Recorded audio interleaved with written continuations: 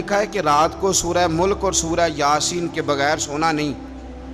سورہ ملک اتنی شاندار صورت ہے کہ نبی پاک صلی اللہ علیہ وسلم نے فرمایا یہ قیامت کے دن اللہ کی بارگاہ میں ناز سے جھگڑا کرے گی اور کہے گی اے اللہ یہاں تو میرے پڑھنے والے کو جنت عطا فرما یا مجھے قرآن پاک سے علیحدہ کر دے۔ میرے رسول کریم علیہ السلام نے مومن کی قبر کا حال بھی بتایا۔ سنن ترمذی میں، صحیح ابن حبان میں حضرت ابو ہریرہ رضی اللہ تعالیٰ عنہ بیان کرتے ہیں کہ حضور صلی اللہ علیہ وسلم نے فرمایا جب میت کو قبر میں رکھا جاتا ہے تو اس کے پاس سیاہ رنگ والے اور نیلی آنکھوں والے دو فرشتے آتے ہیں اور اس کو اٹھا کے بٹھاتے ہیں۔